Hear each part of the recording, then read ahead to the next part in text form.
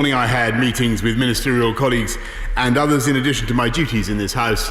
I shall have further such meetings later today. Anna McMillan. Thank you, Mr. Speaker. I am shocked and angered at workers in UK clothing factories like Boohoo being paid a mere £3.50 an hour and being forced to work in totally unacceptable conditions. In the 21st century, there must be no room for exploitation and modern slavery. We must call time on fast fashion for the sake of people and our planet. So my question is simple, Mr. Speaker. What will the Prime Minister do about it? Mr. Speaker, first of all, it's this Conservative government that set up laws against modern slavery. It's this Conservative government that massively increased the living wage, not only instituted the living wage, but massively increased it. And we would hope that it would be the Labour Mayor of Leicester who would stand up for the interests of the workforce in his community, and that's what we will do. We're heading to the shadows of Lichfield Cathedral with Michael Fabricant. Michael Fabricant. Thank you, Mr. Speaker. And it's not just the 800-year-old Lichfield Cathedral that we have. We've also got the beautiful leafy lanes, wonderful restaurants and bars. But I'll tell you what we also have, and that is the Lichfield Garrick, which is a major theatre in the area, the Hub at St Mary's. And so what I'd like to know is this. I welcome the £1.7 billion grant that's being given to support our theatres and performing artists. But are we going to see any of it at all outside of the West End and here in Lichfield? Minister. Mr. Speaker, I thank my right honourable friend. I can tell him that Lichfield has been at the centre of our cultural life since Dr. Johnson and David Garrick made their famous walk and ride from Lichfield to London in the 18th century, and will continue to be so. And we are working closely with Arts Council England to support and develop the projects that I know are so dear to his heart. Present to Leader of the Opposition with the Right Honourable Keir Starmer. Thank you, Mr. Speaker. On Monday, when asked why care home deaths had been so high, the Prime Minister said, and I quote, "Too many care homes didn't really follow the procedures in the way that they could have." That's caused huge offence to frontline care workers. It's now been 48 hours.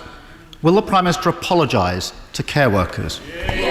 I'm grateful to the right honourable gentleman, and the last thing I want to do is to blame care workers for what has happened, or for any of them to think that I was blaming them, because they worked hard, incredibly hard throughout this crisis, looking after some of the most vulnerable people in our country and doing an outstanding job. And as he knows, tragically, 257 of them have lost their lives. And when it comes to taking blame, I take full responsibility for what has happened. But the one thing that nobody knew early on during this pandemic was that the virus was being passed asymptomatically from person to person in the way that it is. And that's why the guidance and the procedures changed. And it's thanks to the hard work of care workers that we've now got incidents down in our care homes, outbreaks down in our care homes to the lowest level since the crisis began.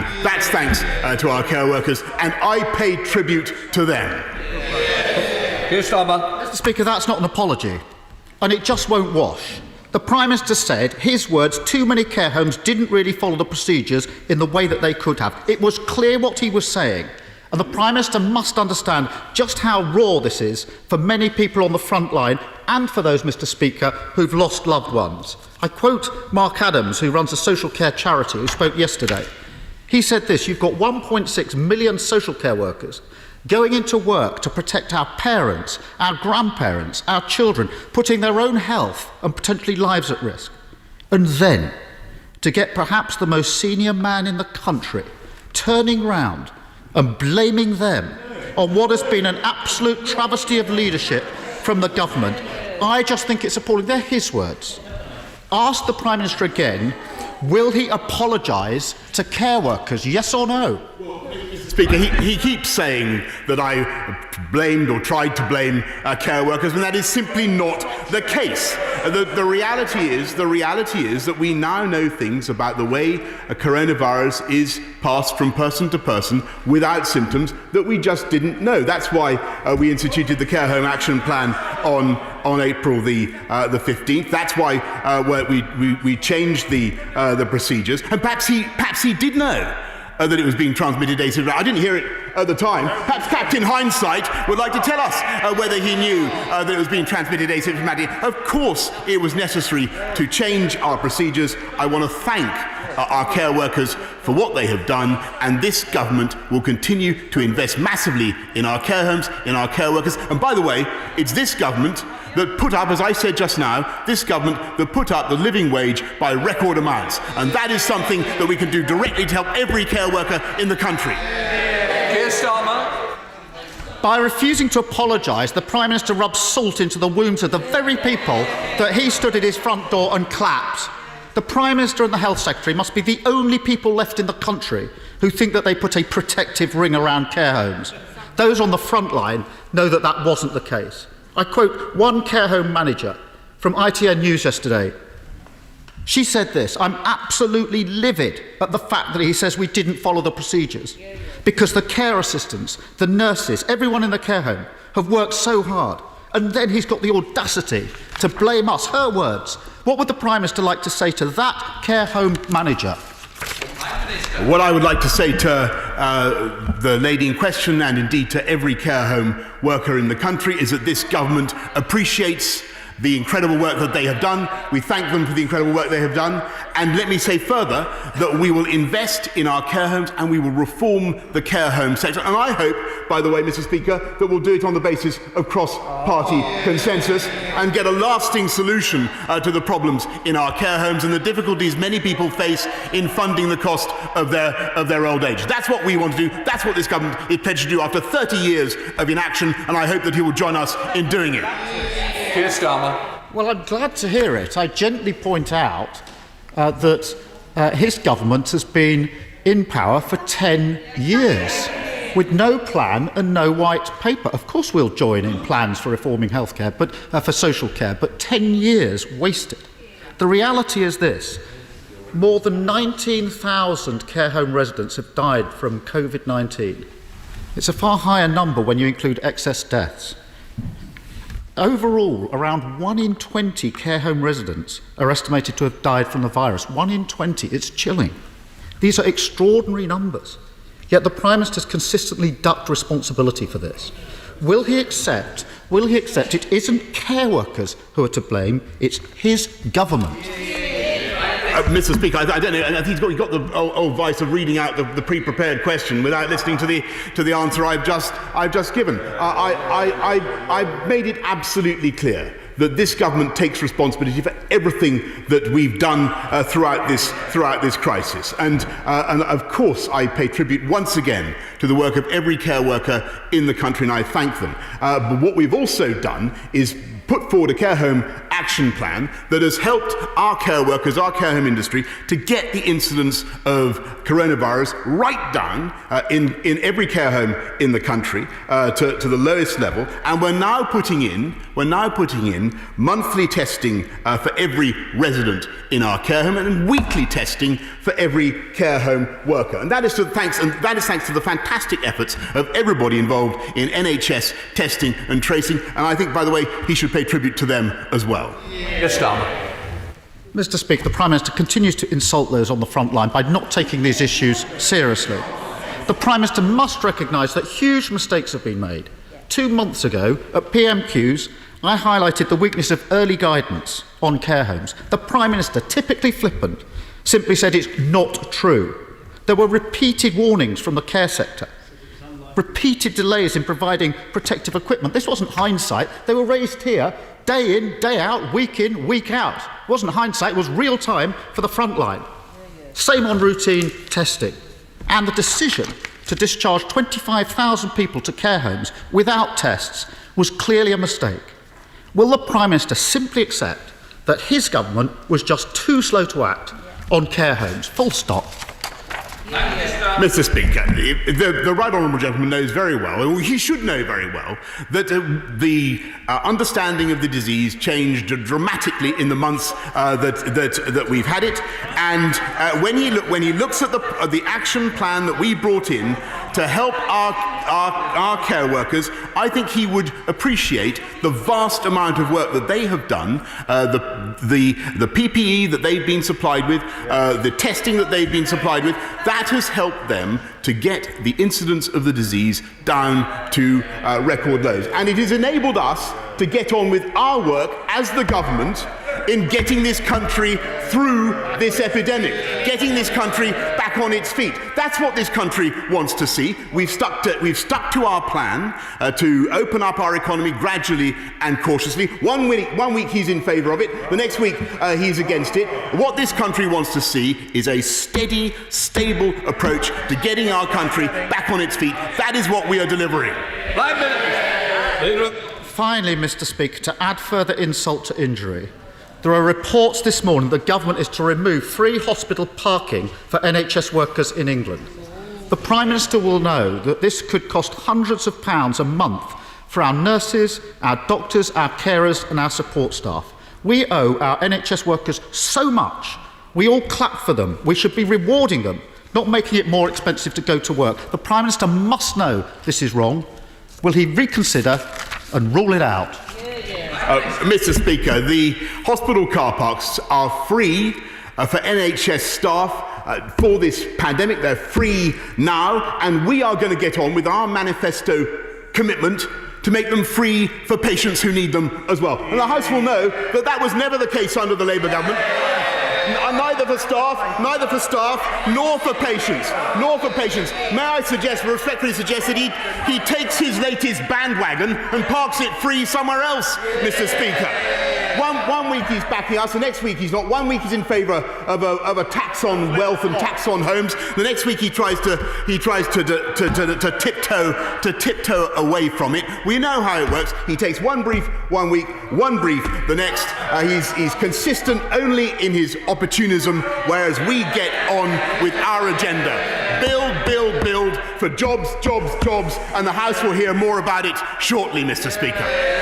Mark Palsey. Thank you, Mr. Speaker. Mr. Speaker, my well-known and much-loved constituent, Alan Young, died of cancer last year, having been cared for at Myton Hospice in Warwick. And I'm sure the Prime Minister will remember the very moving letter that he received from Alan's brave 9-year-old son, Tommy, which Tommy read out on local radio, praising Myton for looking after his dad and asking for them to receive support. Now, the government's providing £200 million per quarter for hospices during the current emergency, so it's very clear that the Prime Minister appreciates their work. And will he join me, Tommy, his brother Shay and his mum Kelly in thanking Myton and all hospices across the country for the invaluable care they provide to people like Alan? Mr. Speaker, I do indeed remember that, and I know the thoughts and sympathies of the whole House will be with Alan and his family. I would like to join Tommy and Shay and Kelly and indeed my honourable friend in thanking all hospices for the incredible work that they do. Let's head to Scotland to visit the leader of the SNP, Ian Blackford. Thank you, Mr. Speaker, and I'm sure you, the Prime Minister, and indeed the whole House will want to join me in marking Srebrenica Memorial Day, which takes place this Saturday and for the first time happening online. We should never forget the terrible genocide that took place 25 years ago. And can I associate myself with the concerns about Tory hospital parking charges? The SNP government abolished them in Scotland 12 years ago, and I would urge the Tory government to do the same so NHS workers and patients will not be penalised.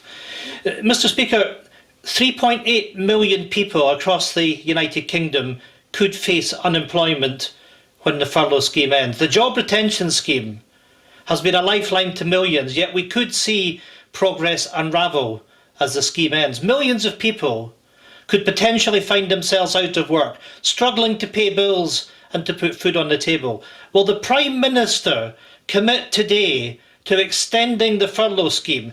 People must not lose their jobs because the Tories refuse to act.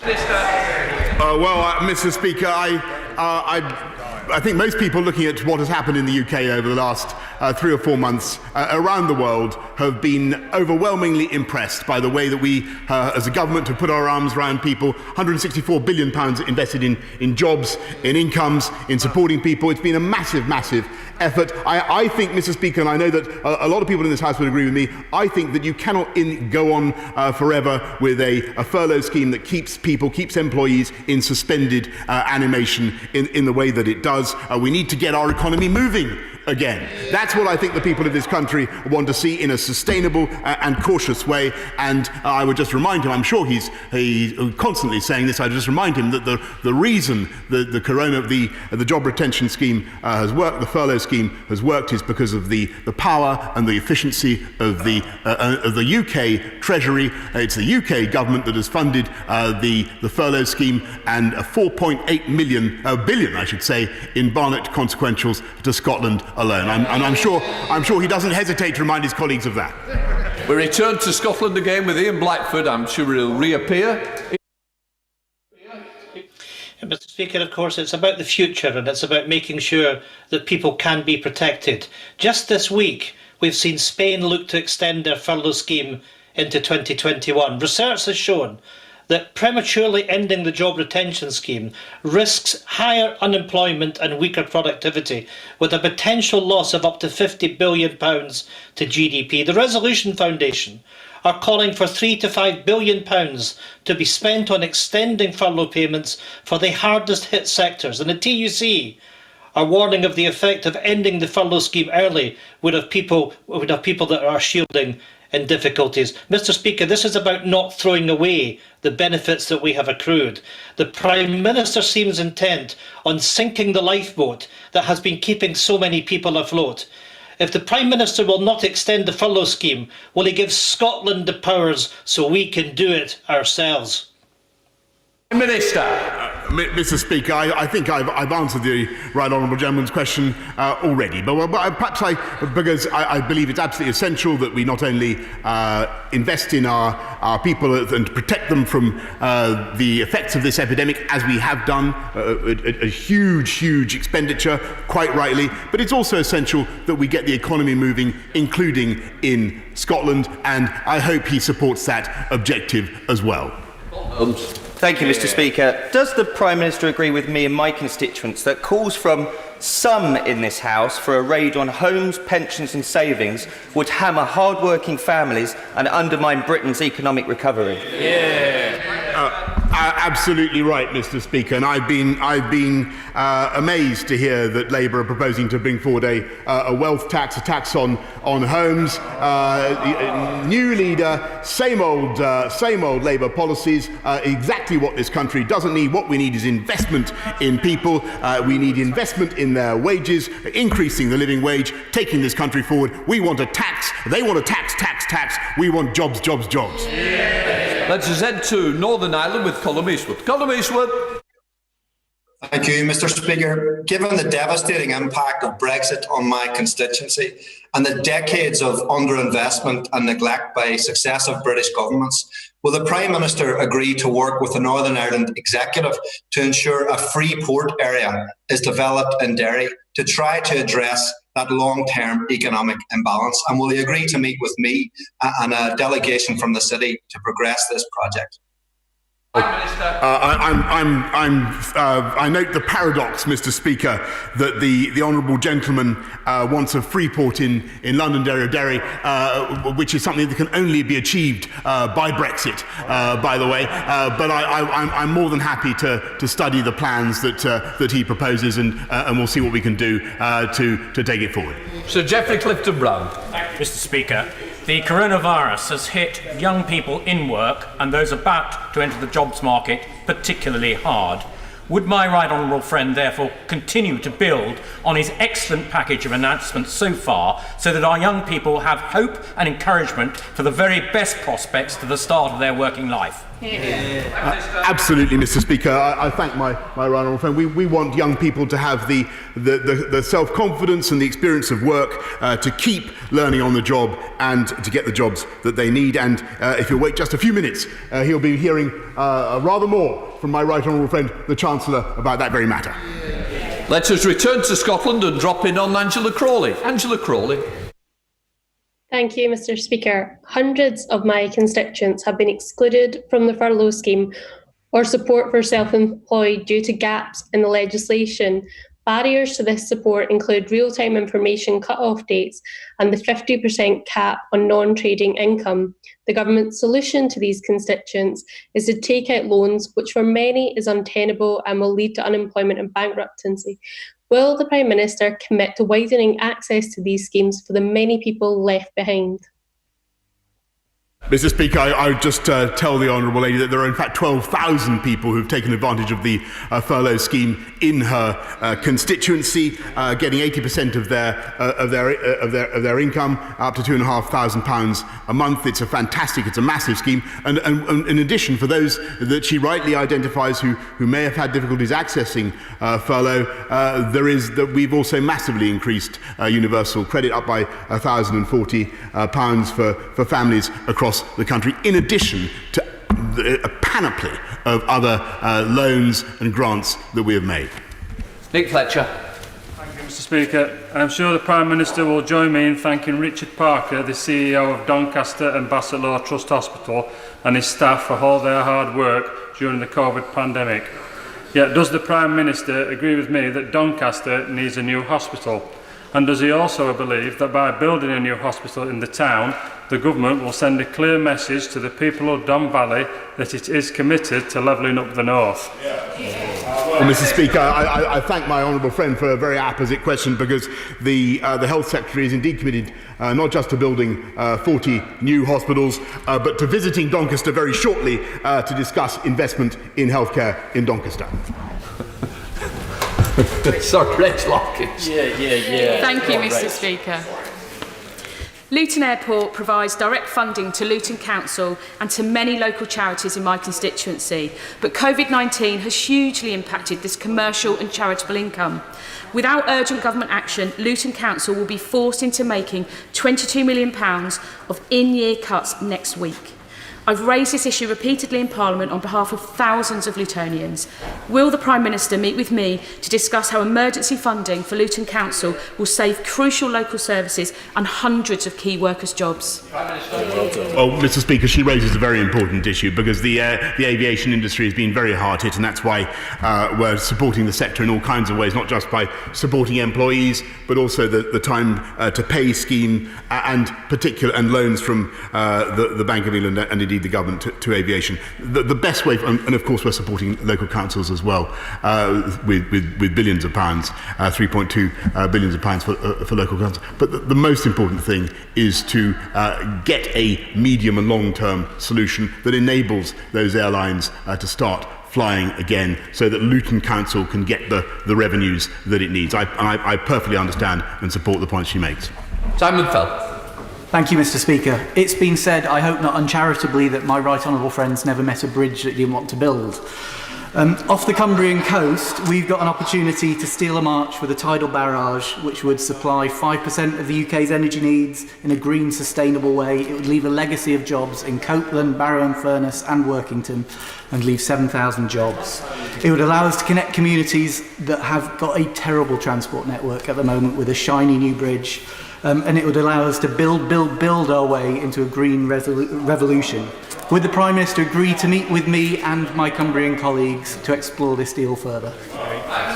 Well, I'm very grateful to my honourable friend for bringing that attractive idea to my attention. I know that several projects are being considered along the Cumbrian coast, and I'd advise him first to get in touch with my right honourable friend, the Secretary of State for Business, Energy and Industrial Strategy to see what he can do to take it forward, and I will give what support I can. Alex Norris. Thank you, Mr. Speaker. Yesterday, after a delay of over a year, the government published their response to their call for evidence regarding violence and abuse against shop workers. In that period of time, there have been 150,000 such incidents. It's completely unacceptable. There's a lot of very good things in the government's response, but it is disappointing that they've stopped short of a change in the law. Mr. Speaker, will the Prime Minister make a commitment that if his plans don't reduce the 400 plus incidents every day within 6 months, he will support legislative change? change. Prime Minister. Mr. Speaker, I think we should have absolutely zero tolerance for violence or aggression to people who work in shops, just as we have zero tolerance for people who are aggressive towards those who work in our public services, and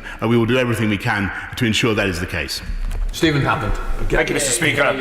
There was a welcome relaxation of lockdown rules on Saturday, but some sectors such as health and beauty, performing arts, language schools, events providers and wedding industry are still not able to open. Could I ask my right honourable friend if he'll publish a timetable so there can be some hope and certainty for these industries? My right honourable friend raises a very, very important point. We, as he knows, on May the 10th we set out our plan for cautiously getting our economy open again, and we will be saying more later this week about the next steps and the timetable that we hope to follow. Heading to Bedford to drop in on Mohammed Yassin. Mohammed Yassin. Thank you very much, Mr. Speaker. A care home owner in my constituency was told if they refuse to accept the return from a hospital of a COVID-positive patient, they would be discharged to an unfamiliar home. The procedure the owner was obliged to follow was this government's. So rather than point the finger at care workers for his failures, will the Prime Minister do the right thing, apologize and pay tribute to the professionalism of the care home owners, managers and staff in Bedford who went above and beyond this government guidelines to save lives? Minister. Mr. Speaker, I thank the honourable gentleman, and I renew the points that I made earlier on, the tribute I pay to care home workers. The particular case that he raises is important and troubling, so if he would be kind enough to write to me with details setting out exactly what happened, I will be very happy to reply. Thank you, Mr. Speaker. We've seen the most amazing upsurge in community spirit in this country, with hundreds of, thousands and millions of people coming together to support their neighbours. Does my right honourable friend agree that we need to sustain this community spirit into the future, and that means supporting the social infrastructure of local places like libraries and youth clubs and community businesses, and it also means Whitehall giving away power so that finally local communities can take back control? Well, I thank my honourable friend for everything that he's done to champion the voluntary sector community spirit over many years, and I've followed his campaigns with interest and with support, and I do think there is now an opportunity to build on the way the nation came together during the COVID crisis and to deliver even more of the kind of projects that he wants, and we will certainly be putting our support behind those types of community initiatives. Thank you, Mr. Speaker. 230,000 renters are going to be at risk of homelessness or eviction as we emerge from lockdown. Will the Prime Minister urgently today lay legislation so that cross-party we can support those people at risk of homelessness before we break up for the summer recess? Prime Minister. Well, I'm grateful to the honourable lady, and she's right to draw attention to one of the most remarkable features of the COVID crisis, which was the way the country and the government were able to help thousands and thousands of homeless people to find accommodation. And we saw in other countries where they were less fortunate, there were, I'm afraid, serious epidemics amongst the homeless. Thankfully, we have so far avoided that. And we are taking forward plans with Dame Louise Casey, with my right honourable friend, the Secretary of State for Communities and Local Government. We are taking forward plans to ensure that the 15,000 do not just come back onto the streets, but we do everything we can to stamp out homelessness in this country. Wild. Thank you, Mr. Speaker. The Queen Elizabeth Hospital in Kings Lynn serves over 300,000 people across Norfolk, Cambridgeshire and Lincolnshire. In the 40th anniversary of a hospital only built to last 30 years, does my right honourable friend agree that the dedication shown by staff in responding to coronavirus deserves to be recognised by including the Queen Elizabeth in our new hospital building programme? Mr. Speaker, of course, this government was elected to build 40 new hospitals, and that is what we can. That's what we are going to do. My honourable friend, the Secretary of State for Health, will be setting out the list. But I can also tell him that Queen Elizabeth Hospital was awarded £9 million in October for urgent upgrades to protect vital frontline care, and I'm sure that he will understand that further long-term solutions are now under active consideration. John Scholar. Well, thank you, Mr. Speaker, and thank you, Prime Minister, for getting things moving on the disclosure and barring scheme. It was also good to hear the Prime Minister belatedly adopting the policy of jobs, jobs, jobs. But does he mean jobs in the UK or in France, Poland, Germany, Korea and China? Because it's all very well announcing, for example, blue passports, but those are now not being produced in the northeast, but by a French company in a Polish factory. So, Prime Minister, will you now take back control and give instructions to the Treasury, to the Cabinet Office, to Whitehall and town halls to actually buy British and protect British jobs, jobs, jobs? Well, Mr. Speaker, my honourable friend behind me says from a sedentary position, what's he got against Poland? We believe we will create hundreds of thousands of jobs in this country. We will actively buy British. We will ensure that contracts go to great British companies, Mr. Speaker. But what we will not do is turn our faces against the notion of international free trade and the market that has brought colossal wealth to the people of this country. Those are the politics, those are the economics of the madhouse, Mr. Speaker. Steve Baker. Mr. Speaker, to avoid drama later, we need to complete the process of getting Brexit done in the next few months. So will my right honourable friend therefore please confirm, for the benefit of everyone listening, that nothing in the Northern Ireland Protocol will be allowed to stop the United Kingdom charging our own tariffs for the whole United Kingdom from the 1st of January 2021? Yes, Mr. Speaker, not a sausage, not a jot, not a tittle of the Northern Irish Protocol will provide any such impediment to the unfettered access of goods and services between all parts of the UK. It's Savile Roberts. Mr. Speaker, I am totally on board with the Prime Minister's rhetoric that for too long money has piled into the southeast corner of this island, and investment is needed now to bolster and boost universal confidence. Can he explain, therefore, why his Welsh Secretary took to Twitter this week to argue that Wales is too poor, with too few businesses and taxpayers to be successful? Surely he can't condone the Secretary of State's for Wales off-message pessimism. Mr. Speaker, I've seldom met anybody who was more boosterish for the future of Wales than the Secretary of State for Wales, and that is because this government is absolutely committed to levelling up throughout the whole UK, in Wales and everywhere, with infrastructure, with investment in education and in technology. And we will do the things, by the way, that the Welsh Government has failed to do, the Welsh Labour Government, I might say, such as unlocking the Bryn Glas tunnels, Mr. Speaker, unblocking the Bryn Glas tunnels, allowing that proper M4 bypass, which has long been needed, unblocking the. We will provide the Vicks inhaler, Mr. Speaker, to the nostrils of the Welsh dragon and get Wales moving. Are you trying to put the fire out of the dragon? In order to allow the safe exit of honourable members participating in this item of business and the safe arrival of those participating in the next, I'm suspending the House for 3 minutes. Order!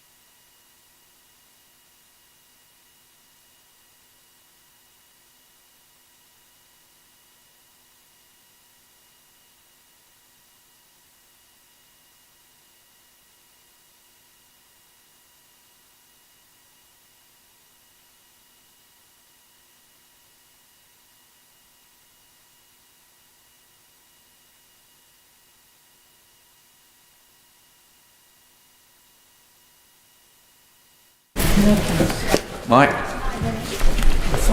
No problem. Order! I call the Chancellor of the Exchequer to make a statement. Chancellor of the Exchequer! Mr. Speaker, I stood here in March saying I knew people were worried, and I know they're worried still. We have taken decisive action to protect our economy, but people are anxious about losing their job, about unemployment rising. We're not just going to accept this. People need to know we will do all we can to give everyone the opportunity of good and secure work. People need to know that although hardship lies ahead, no one will be left without hope. So today we act with a plan for jobs. Our plan has a clear goal: to protect, support, and create jobs. It will give businesses the confidence to retain and hire, to create jobs in every part of our country, to give young people a better start, to give people everywhere the opportunity of a fresh start. Where problems emerge, we will confront them. Where support is justified, we will provide it. Where challenges arise, we will overcome them. We entered this crisis unencumbered by dogma, and we continue in this spirit, driven always by the simple desire to do what is right. Mr. Speaker, before I turn to our plan for jobs, let me first outline the nature of the challenge. Our economic response to coronavirus is moving through 3 phases. In the first phase, beginning in March, the government announced social distancing measures and ordered businesses to close, halting the spread of the disease. We put in place one of the largest and most comprehensive economic responses in the world. Our £160 billion plan protects people's jobs, incomes, and businesses. We supported more than 11 million people and jobs through the job retention and self-employment schemes, alongside billions of pounds for the most vulnerable. We supported over 1 million businesses to protect jobs through tax cuts, tax deferrals, direct cash grants, and over 1 million government-backed loans. And we supported public services with new funding for the NHS, schools, public transport, and local authorities. In total, we have now provided £49 billion to support public services since this crisis began.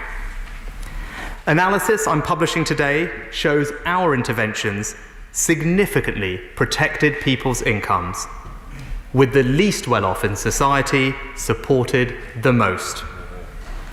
And this crisis has highlighted the special bond which holds our country together. Millions of people in Scotland, Wales, and Northern Ireland have been protected by the UK government's economic interventions, and they will be supported by today's plan for jobs. No nationalist can ignore the undeniable truth. This help has only been possible because we are a united kingdom.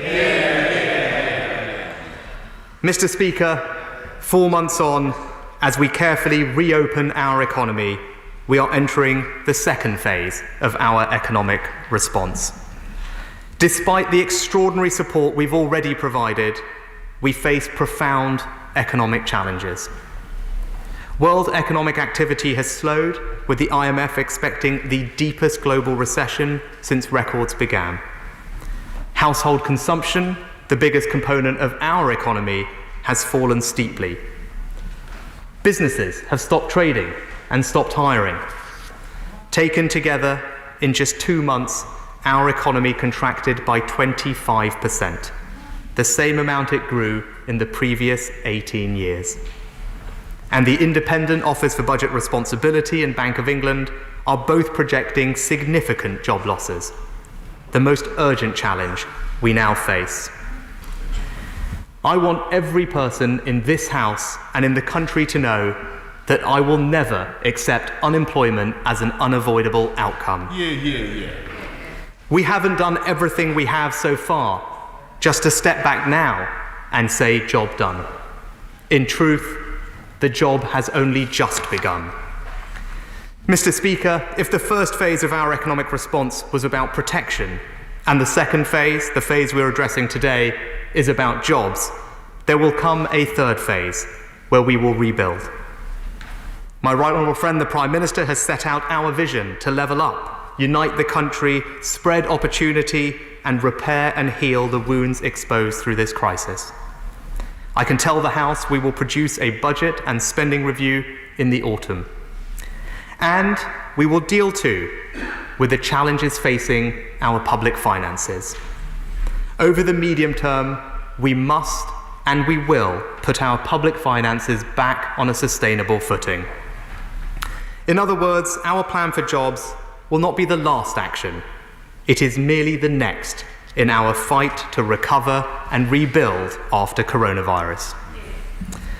Mr. Speaker, let me now turn to the detail of our plan for jobs. Central to our economic response has been the Jobs Retention Scheme. Furlough has been a lifeline for millions, supporting people and businesses to protect jobs. But it cannot and should not go on forever. I know that when furlough ends, it will be a difficult moment. I'm also sure that if I say the scheme must end in October, critics will say it should end in November. If I say it should end in November, critics will just say December. But the truth is, calling for endless extensions to the furlough is just as irresponsible as it would have been back in June to end the scheme overnight. We have to be honest. Leaving the furlough scheme open forever gives people false hope that it will always be possible to return to the jobs they had before. And the longer people are on furlough, the more likely it is their skills could fade and they will find it harder to get new opportunities. It is in no one's long-term interest for the scheme to continue forever, least of all those trapped in a job that can only exist because of a government subsidy. So the furlough will wind down flexibly and gradually, supporting businesses and people through to October. But while we can't protect every job, one of the most important things we can do to prevent unemployment is to get as many people as possible from furlough back to their jobs. So today, we're introducing a new policy to reward and incentivise employers who successfully bring furloughed staff back. A new jobs retention bonus. If you're an employer and you bring someone back who was furloughed and you continuously employ them through to January, we will pay you £1,000 bonus per employee. It is vital that people aren't returning just for the sake of it. They need to be doing decent work. So for businesses to get this bonus, the employee must be paid at least £520 on average in each month from November to January, the equivalent of the lower earnings limit in national insurance. The House should understand the significance of this policy. We will pay the bonus for all furloughed employees. So if employers bring back all 9 million people who have been furloughed, this would be a £9 billion policy to retain people in work. Our message to business is clear. If you stand by your workers, we will stand by you. Mr. Speaker, the furlough was the right policy to support people through the first phase of this crisis. But now, in this new phase, we need to evolve our approach. Today, I want to set out for the House a new 3-point plan for jobs. We need to first support people to find jobs. Second, create jobs. And third, protect jobs. Mr. Speaker, let me start with supporting jobs, and in particular, the help we want to provide for those who will be hardest hit by this crisis, younger people. Over 700,000 people are leaving education this year. Many more are just starting out in their careers. Coronavirus has hit them hard. Under 25s are 2.5 times as likely to work in a sector that has been closed. We cannot lose this generation, so today I am announcing the Kickstart scheme. A new programme to give hundreds of thousands of young people in every region and nation of Britain the best possible chance of getting on and getting a job. The Kickstart scheme will directly pay employers to create new jobs for any 16 to 24-year-old at risk of long-term unemployment. These will be new jobs, with the funding conditional on the firm proving these jobs are additional. These will be decent jobs, with a minimum of 25 hours per week paid at least the national minimum wage, and they will be good quality jobs, with employers providing Kickstarters with training and support to find a permanent job. If employers meet these conditions, we will pay young people's wages for 6 months plus an amount to cover overheads. That means for a 24-year-old, the grant will be around £6,500. Employers can apply to be part of the scheme from next month, with the first Kickstarters in their new jobs this autumn. And I urge every employer, big or small, national or local, to hire as many Kickstarters as possible. Today, I'm making available an initial £2 billion, enough to fund hundreds of thousands of jobs. And I commit today, there will be no cap on the number of places available. We can do more for young people. Traineeships are a proven scheme to get young people ready for work.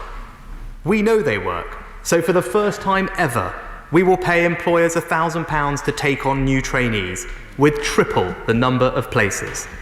To support 18 to 19-year-olds leaving school or college to find work in high-demand sectors like engineering, construction and social care, we'll provide £100 million to create more places on level 2 and 3 courses.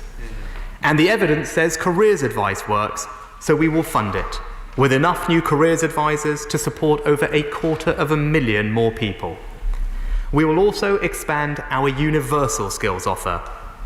Sector-based work academies provide training, work placements, and a guaranteed job interview in high-demand sectors. The evidence shows they work, so we will expand them, tripling the number of places. And we know apprenticeships work too. 91% of apprentices stay in work or do further training afterwards. So, for the next 6 months, we're going to pay employers to create new apprenticeships. We will pay businesses to hire young apprentices with a new payment of £2,000 per apprentice. And we will introduce a brand new bonus for businesses to hire apprentices aged 25 and over with a payment of £1,500. And let me thank my Right Honourable friend, the Education Secretary, for his support and commitment in developing these measures. Mr. Speaker, we know the longer someone is out of work, the harder it is to return. Millions of people are moving onto universal credit. They need urgent support to get back to work. So, we are doubling the number of work coaches in job centres, increasing the Flexible Support Fund, extending the Rapid Response Service, expanding the Work and Health Programme, and developing a new scheme to support the long-term unemployed. The academic and economic evidence tells us these are among the most effective things we can do. So I'm investing an extra £1 billion in DWP to support millions of people back to work. And I'm grateful for everything my Right Honourable friend, the Work and Pensions Secretary, and her incredible team have done. £1 billion of support for the unemployed, more money for skills, traineeships and apprenticeships, and a new, good quality job for hundreds of thousands of new Kickstarters. The first part of our plan for jobs. Mr. Speaker, the second part of our plan is to support job creation. That begins with historic investment in infrastructure, creating jobs in every region and nation of the UK. At budget, I announced £88 billion of capital funding this year, And last week, the Prime Minister announced our plans to accelerate £5 billion of additional investment projects. We are doubling down on our ambition to level up with better roads, better schools, better hospitals, better high streets, creating jobs in all four corners of our country. Mr. Speaker, as well as investing in infrastructure, we want to create green jobs. This is going to be a green recovery with concern for our environment at its heart. As part of that, I'm announcing today a new £2 billion Green Homes Grant. From September, homeowners and landlords will be able to apply for vouchers to make their homes more energy efficient and create local jobs. The grants will cover at least 2/3 of the cost, up to £5,000 per household. And for low-income households, we'll go even further with vouchers covering the full cost, up to £10,000. On top of the £2 billion voucher scheme, I'm releasing £1 billion of funding to improve the energy efficiency of public sector buildings, alongside a £50 million fund to pilot the right approach to decarbonise social housing. Taken together, we expect these measures to make over 650,000 homes more energy efficient, save households up to £300 a year on their bills, cut carbon by more than 0.5 megatonne per year, equivalent to taking 270,000 cars off the road, and most importantly right now, support around 140,000 green jobs. A £3 billion green jobs plan to save money, cut carbon, and create jobs. Mr. Speaker, one of the most important sectors for job creation is housing. The construction sector adds £39 billion a year to the UK economy. House building alone supports nearly 750,000 jobs, with millions more relying on the availability of housing to find work. But property transactions fell by 50% in May. House prices have fallen for the first time in 8 years, and uncertainty abounds in the market, a market we need to be thriving. We need people feeling confident to buy, sell, renovate, move and improve. That will drive growth. That will create jobs. So, to catalyse the housing market and boost confidence, I have decided today to cut stamp duty. Right now, there is no stamp duty on transactions below £125,000. Today, I am increasing the threshold to £500,000. This will be a temporary cut running until the 31st of March next year. And, as is always the case, these changes to stamp duty will take effect immediately. The average stamp duty bill will fall by £4,500. And nearly 9 out of 10 people buying a main home this year will pay no stamp duty at all. Stamp duty cuts, a £5,000 Green Homes Grant, and tens of billions of pounds of new capital projects. We are creating jobs, the second part of our plan for jobs. Mr. Speaker, the final part of our plan will protect jobs that already exist by helping some of our highest employing but hardest hit sectors, hospitality and tourism. Our economy relies on consumption, especially social consumption. The pubs, cafes, restaurants, hotels and B&Bs that bring life to our villages, towns and cities. Taken together, these sectors employ over 2 million people, disproportionately younger, women and people from Black, Asian and minority ethnic communities. And many rural and coastal communities rely on these industries. 80% of hospitality firms temporarily stopped trading in April, and 1.4 million workers have been furloughed, the highest proportions of any sector. So the best jobs programme we can do is to restart these sectors and get our pubs, restaurants, cafes and B&Bs bustling again. I know people are cautious about going out, but we wouldn't have lifted the restrictions if we didn't think we could do so safely. And I've seen in the last few weeks how hard businesses are working to make their premises safe. And if we follow the guidance and respect what they ask us to do, we can all enjoy summer safely. In turn, we need to give these businesses the confidence to know that if they open up, invest in making their premises safe, and protect jobs, demand will be there, and be there quickly. So today I'm announcing 2 new measures to get these sectors moving and protect jobs. First, at the moment, VAT on hospitality and tourism is charged at 20%. So I've decided for the next 6 months to cut VAT on food, accommodation and attractions. Eat-in or hot takeaway food from restaurants, cafes and pubs, accommodation in hotels, B&Bs, campsites and caravan sites, attractions like cinemas, theme parks and zoos.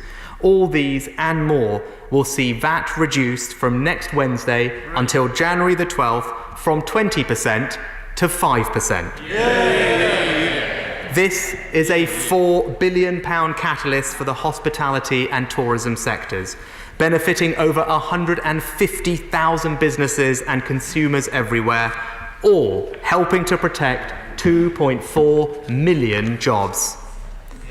But, Mr. Speaker, we will go further. The final measure I'm announcing today has never been tried in the UK before. This moment is unique. We need to be creative.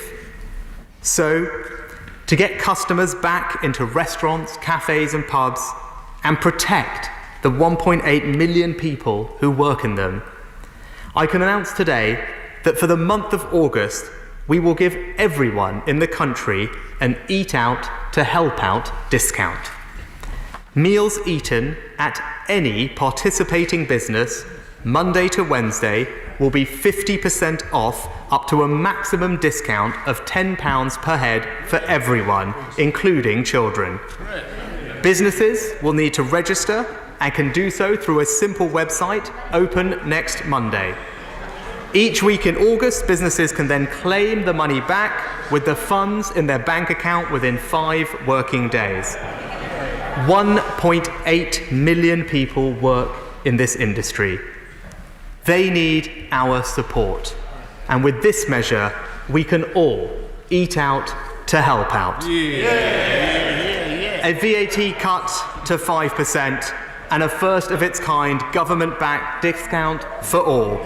That's the third part of our plan for jobs. So, Mr. Speaker, £1,000 jobs retention bonus. New, high-quality jobs for hundreds of thousands of young Kickstarters. £1 billion to double the number of work coaches and support the unemployed. More apprenticeships, more traineeships, more skills funding. Billions of pounds for new job creation projects across the country. A £3 billion plan to support 140,000 green jobs. And in this vital period, as we get going again, VAT cut, stamp duty cut, meals out cut. Mr. Speaker, all part of our plan for jobs worth up to £30 billion. Mr. Speaker, governments, much less people, rarely get to choose the moments that define them. What choice there is comes in how we respond. For me, this has never just been a question of economics, but of values. I believe in the nobility of work. I believe in the inspiring power of opportunity. I believe in the British people's fortitude and endurance. And it is that value, endurance, more than any other, we need to embody now. A patience to live with the uncertainty of the moment, to find that new balance between safety and normality.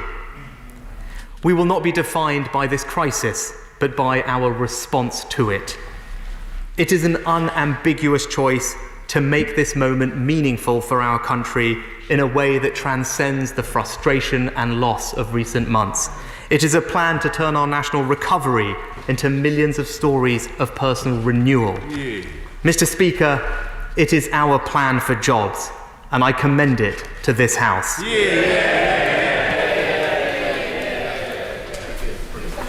Order, order. Before I call the Shadow Chancellor, I inform Honourable and Right Honourable Members that at the end of questions on this statement, I will call the Chancellor of the Exchequer to move a provisional collection of taxes resolution. Copies of the resolution are available in the vote office. I now call the Shadow Chancellor and Alicia Dodds. Mr. Speaker, our country has been through a great deal over these past few months. Hundreds of thousands have wrestled with this terrible disease. For many months, people have had to go without being able to embrace their loved ones, even to say goodbye. Tens of thousands have died. Our NHS, social care and other workers have made extraordinary sacrifices. We owe them so much. The government has had to take big decisions too. We acknowledge that. But today, Mr. Speaker, should have been the day when our government chose to build a bridge between what has been done so far and what needs to be done to get our economy moving again. It should have been the day when the millions of British people worried about their jobs and their future prospects had a load taken off their shoulders. It should have been the day when we got the UK economy firing again. Today, Britain should have had a back-to-work budget, but instead, we got this summer statement with many of the big decisions put off until later, as the benches opposite know full well. Now, Labour is a constructive opposition during this time of crisis. We won't criticise for criticism's sake, but when the government falls short, we will speak up. And the blunt truth is, we have one of the highest death rates in the world and among the deepest economic damage in the industrialised world from coronavirus. So the very first thing the Chancellor must do is prevent additional economic damage due to the slow public health response of his government. As we've seen throughout this crisis, the failure to match soaring rhetoric with meaningful action has consequences for people across our country. Despite all its talk, the government has failed to create a fully functioning test, track and isolate system. This has damaged public confidence and in turn harmed consumer demand. Despite all its talk, the government has failed to produce a clear system for local lockdowns. The lack of timely information sharing has led, as we all know, to the imposition of an additional wide-scale lockdown in Leicester. The government's contracts with outsourcing firms amount to almost £3 billion, but we still haven't got test, track and isolate working properly in the UK, like it is in many other countries, and government still hasn't got a grip on the low value and limited scope of sick pay, risking people's ability to self-isolate. Fear is corrosive. Fear is hurting our economy. Government has got to get this right.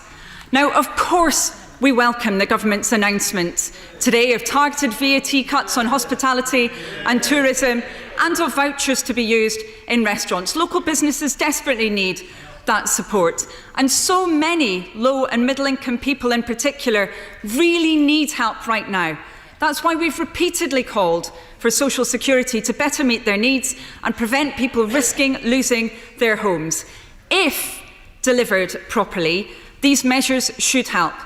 But the Chancellor himself said, when interviewed on the Andrew Marr show, that the best the government can do to boost demand is to give consumers and workers the confidence and psychological security that they can go out to work, to shop and to socialise in safety. So please, Chancellor, work with your colleagues so our public health response catches up with that operating in other countries. And Mr. Speaker, the Prime Minister said, what have I been doing about that? My party has been repeatedly suggesting solutions to the public health problems facing our country, and we need to adopt them in the UK before this crisis becomes even more severe. Now, government must act not just to deal with unemployment as a symptom, but also with its cause. Research reported this week in The Telegraph indicates that British workers have already been the biggest casualty in the global jobs cut. It showed that while jobs markets in many other countries have already fully recovered, in Britain it could take comparatively much longer for vacancy levels to return to normal. The levels of unemployment this country saw in the past were not just an economic waste. They ruined lives. We're seeing the same impacts again, the same devastated high streets and communities robbed of their pride and purpose. Now, when it comes to the re-employment bonus announced by the Chancellor, of course, this is necessary, not least because his government refused to put conditions on the use of those funds related to employment. But I would ask him, first of all, how can he ensure that that money will not just go to those employers who were already planning to bring people back into work? And secondly, what will he do? What will he do for those firms that lack the cash flow to be able to operate even with that bonus?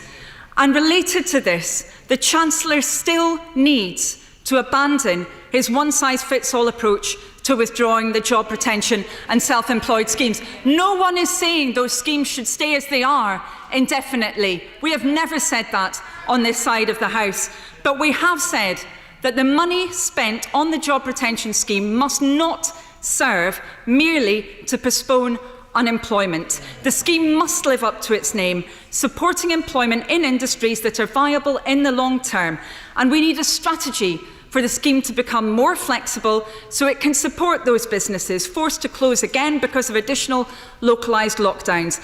There's still time to avoid additional floods of redundancy notices. It's the government's duty to help Britain through this and stop employment at mass levels again. We need action to ensure the support needed for key sectors of our economy, for our SMEs and our manufacturers. And while, of course, we welcome the long overdue arts and culture package, we still haven't heard the government's plans for other sectors. Many of us expected to hear them today, but we haven't. The Operation Birch process has been slow, tortuous and opaque. Large parts of industrial Britain need help to get through this, to keep their employees in jobs and keep their suppliers in jobs. Meanwhile, it appears there will be no solutions for SMEs who can't take on additional debt until the autumn. This risks many SMEs going to the wall. Until now, the Chancellor has described a targeted sectoral approach as the Treasury picking winners. But the necessary public health measures have created losers. As the Chancellor himself said just now, the government required many businesses to shut down to prevent the spread of this disease. Supporting businesses that are viable in the long run but currently starved of cash flow is not a matter of picking winners. It's about protecting our country's economic capacity for the future. Failure to do so, to make the job retention and self-employed schemes more targeted and focused and to support viable businesses is driving up unemployment in this country.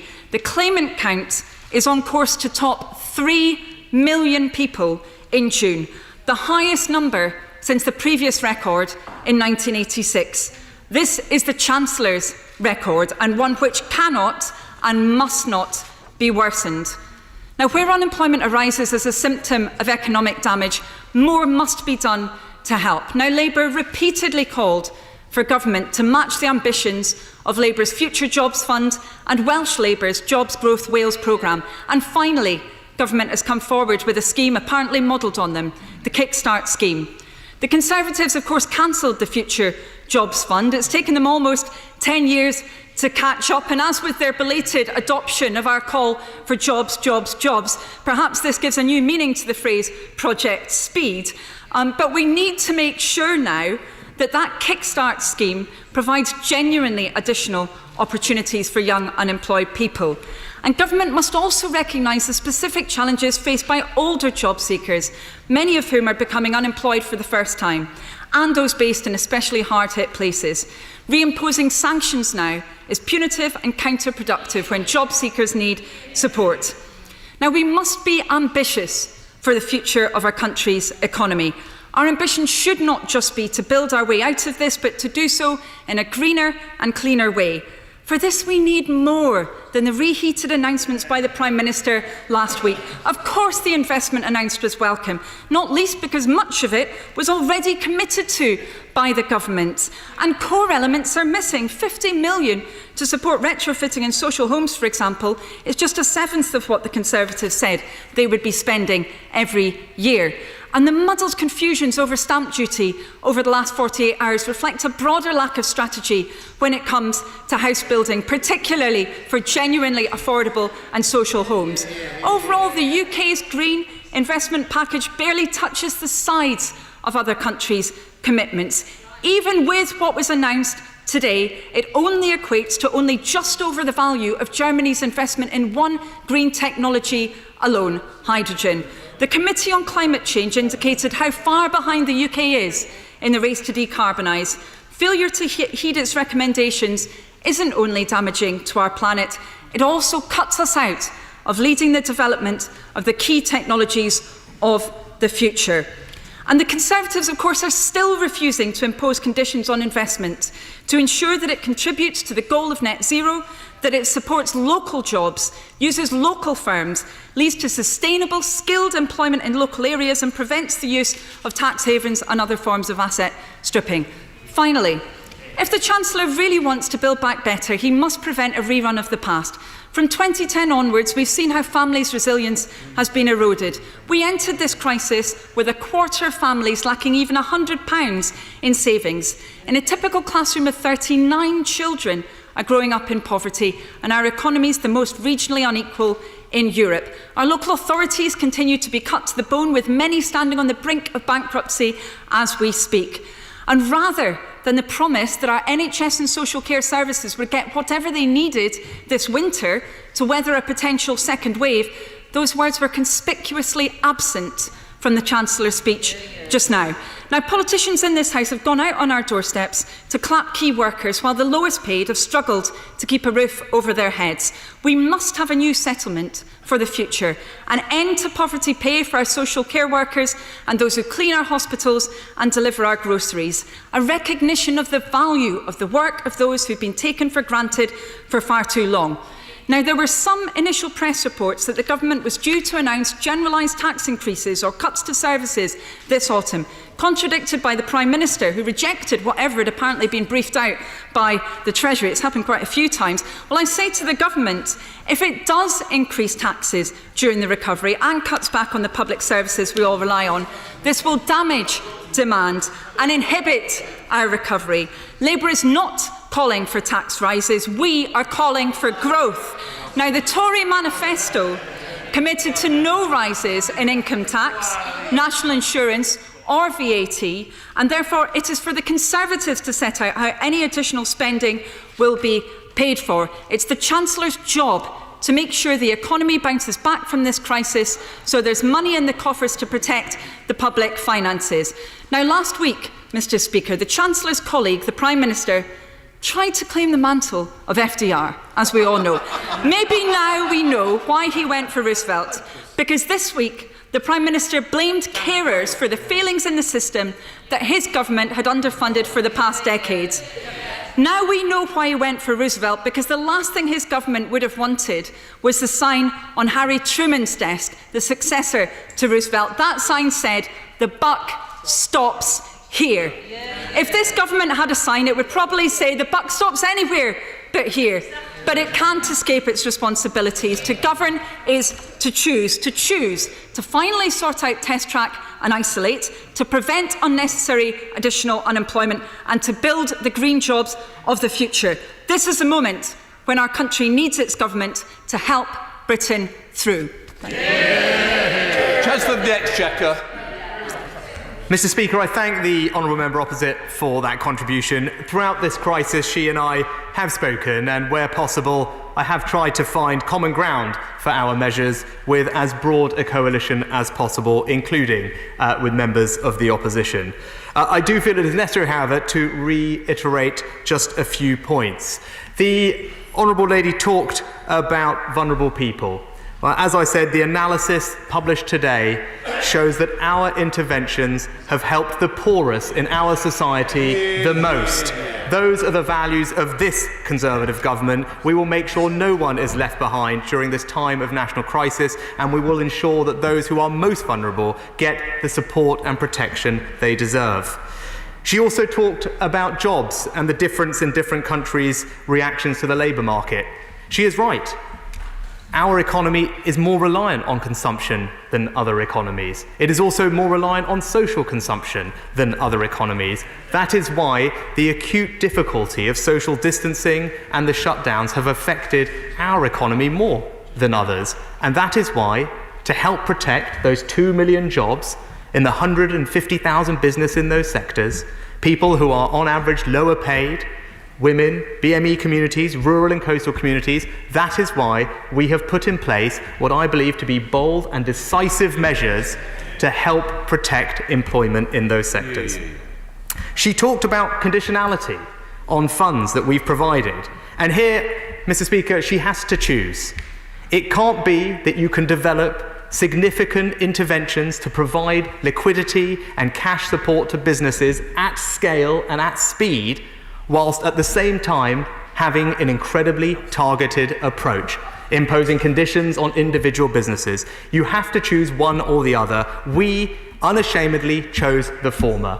The speed of what was happening to our economy, the scale that it was happening, demanded an approach that required us to take a broad-brushed approach, and that was the way we could get help to as many people as possible, as quickly as possible. Absolutely right. But where individual businesses come to the taxpayer and require bespoke support, then it is right that we impose conditions on those businesses. And I have been very clear that that's what I would do, and indeed, that is what we have done. Without going into the details, as that would be inappropriate, such interventions will come with conditions. Conditions around executive pay, protecting employment, climate change obligations, how supply chain and small businesses are treated, and obligations around tax. Those are all commitments and conditions that the taxpayer would expect us to do in those situations, and that is what we have done in the one instance where the support has been provided thus far, and is what we will do for any future support. She talked about a green recovery. This government is proud of its record on our environment. She talks about Germany. She talks about other countries. Mr. Speaker, when I stood here in March, we outlined one of the most ambitious and far-reaching investment programs in our environment and in tackling net zero from any government this country has seen. Carbon capture and storage, the Nature for Climate Fund, investing to further the support for electric vehicles, new charging stations, tackling air quality, taxes on polluters. Those are all measures we have already taken. I'm glad other countries are catching up. We have decarbonised faster than almost every other European country. It is a record on this side of the House we are proud of. The measures we've announced today represent some of the most far-reaching measures any country has taken to tackle energy efficiency. They will provide thousands of pounds of grants for homeowners up and down the country to create local jobs and ensure that we can reduce carbon emissions from our housing stock, which today account for almost a fifth of all our emissions. This is something that the Committee on Climate Change has said we must address. In our manifesto, we committed to addressing it. And rather than waiting to get started, rather than the 5-year plan outlined in our manifesto, we are getting on with it today. Mr. Speaker, the Honourable Lady spoke about furlough. And here again, I make no apology for the fact that we must and should wind down this scheme.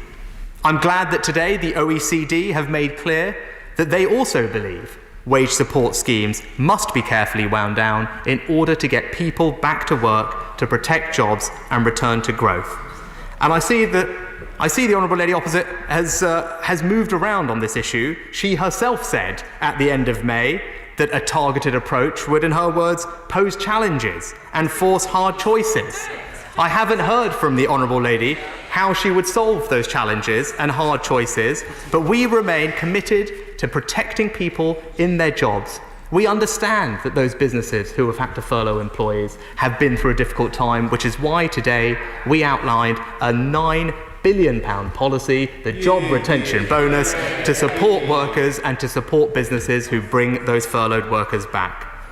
And lastly, she talked about the Future Jobs Fund. Mr. Speaker, I am guided by the evidence. Parts of that scheme did work well, and I am not dogmatic. I will do what works. But there are major differences to the Kickstarter scheme. The Kickstarter scheme will be bigger. It will be helping more young people. It will be broader, involving the private sector, and it will be better value for the taxpayer, ensuring less money is spent on administration fees and more money in the pockets of young people working. Mr. Speaker, we have questions from the member opposite. We have opinions from the member opposite. Last week, we even had tests from the member opposite. The one thing we don't have from the member opposite is a plan. I closed my statement by saying this government was making an unambiguous choice to make this moment meaningful for our country. Now, the party opposite must choose. Do they believe, as we do, that Britain has the energy and power to bounce back? Do they have confidence, as we do, in our incredible public services? Do they believe, as we do, in the enterprising spirit of British business? If they do, then they should do what is right and back our plan for jobs. Come to the Chair of the Select Committee, Mel Stride. Mr. Speaker, my right honourable friend's plan for jobs is characteristically thoughtful, creative and bold, and I very firmly welcome it. He has rightly said, Mr. Speaker, that we look to businesses to grow the jobs of the future. And yet what we do know is there will be many hundreds of thousands of small and medium-sized enterprises who will emerge through this crisis saddled with significant amounts of corporate debt. And we will look to them at that moment to be investing in jobs and growth rather than being concerned about deleveraging and shoring up their balance sheets. So could I ask my right honourable friend whether he has given this particular issue specific thought, and if he has, what solutions he might have to bring to this House? I very much welcome my honourable friend's support and thank him for that, and also the advice that he has provided to me over the past few weeks and months.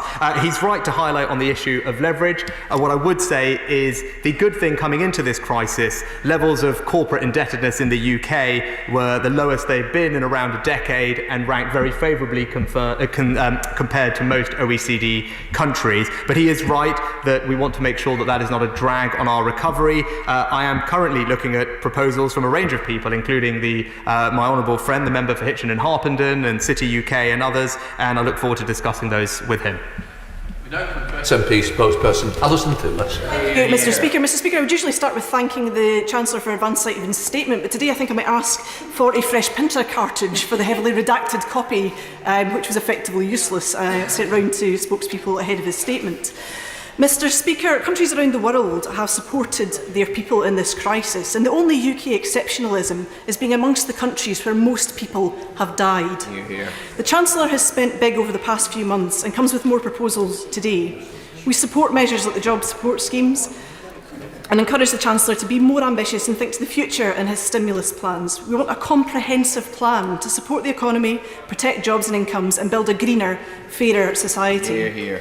We've looked to the ambitious stimulus packages of our European neighbours and urged the Chancellor to look at a package of investment no less than £80 billion of new money, equating to approximately 4% of UK GDP, the equivalent of investment being made by Germany. This would allow for the level of investment needed to secure jobs not just now, but for the future, because we know that Brexit is coming over the horizon.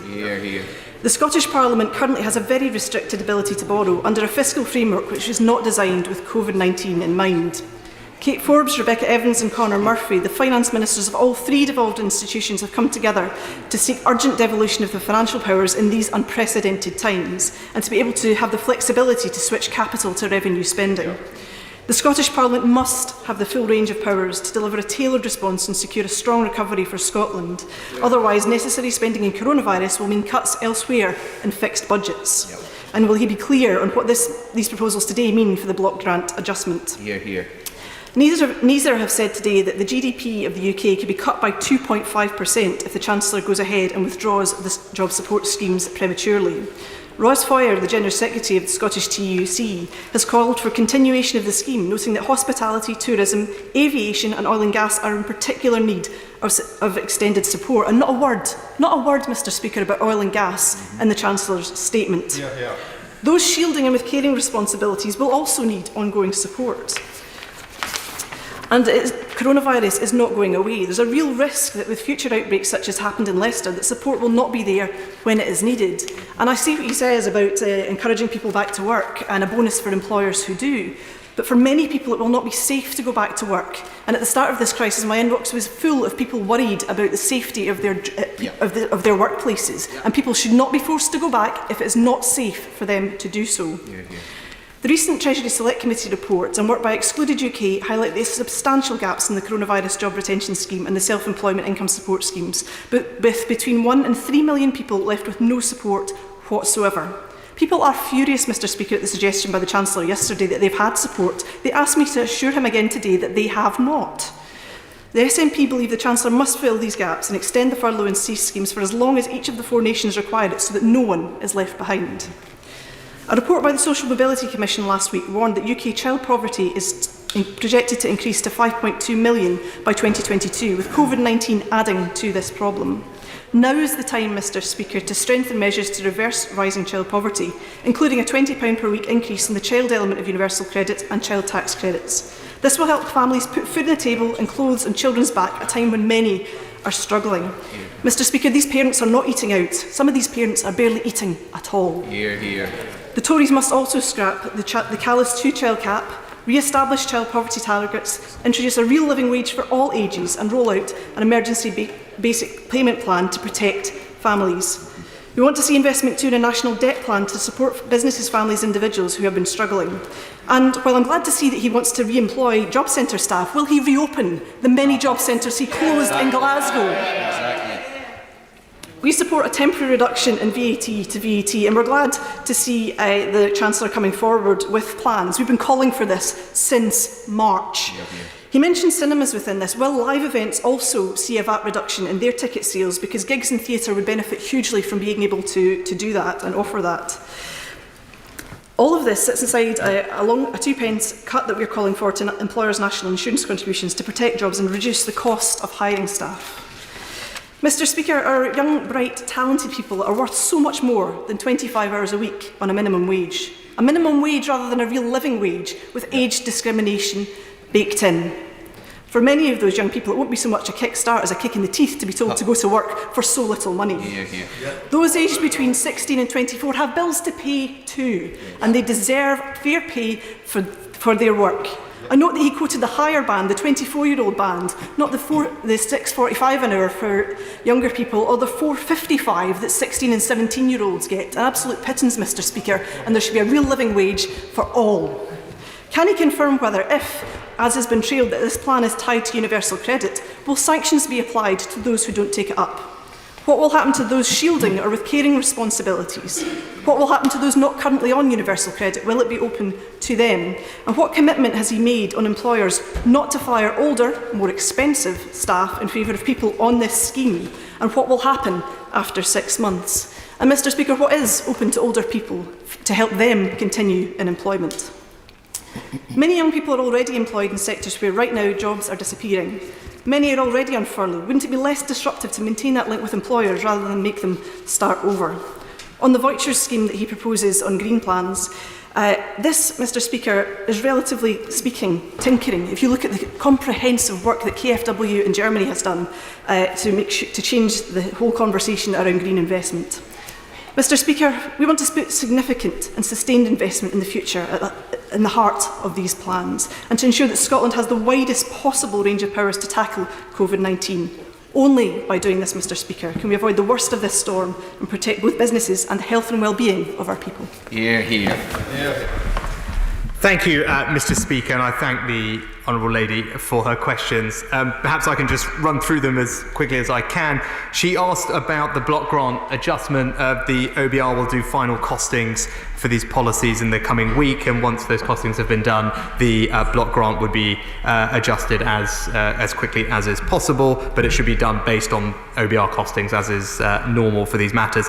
She asked about Barnet. I'm pleased to tell the House that the sum total of Barnet funding for Scotland as a result of all the interventions through this crisis now totals £4.6 billion, which is going to support similar measures in Scotland as we are providing elsewhere.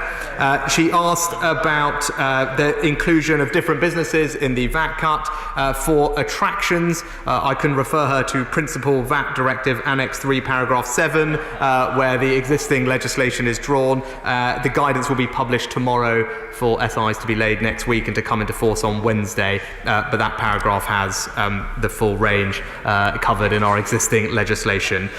In terms of investment, it is right. It is absolutely important that we do invest in our future. It's something that matters very keenly both to me but indeed also to the Prime Minister, and which is why in the budget we delivered on the Prime Minister's ambitions to level up in every part of this country with investment plans that tripled the amount of investment in our country from the last 4 decades. It is a significant commitment of our level of ambition and support for every part of this United Kingdom, building the prosperity for the future by having an investment revolution, and she can be reassured we remain absolutely committed to that goal. She asked also about support for those who are older. What I can say to her is for not quite the first time, but the only other time we did it was very time-limited time as well, we are introducing a payment to businesses to take on apprentices over the age of 25, £1,500 per apprentice taken on. That is for the simple reason that whilst most people think of apprentices as young people, 44% or so of new apprentice starts are actually over the age of 25, and it's important that we provide that financial incentive at this time of economic distress to try and create as many new apprenticeships as possible, including for those who are older, who will also benefit, of course, from all our other universal skills interventions that my right honourable friend, the Pension Secretary and Education Secretary, will take forward. More broadly, I would close, Mr Speaker, by saying the measures I announced today, the jobs retention bonus for furloughed employees, the Kickstart scheme, the VAT cut and the Eat Out to Help Out discount, all incredibly significant interventions. All of them benefit the entire United Kingdom.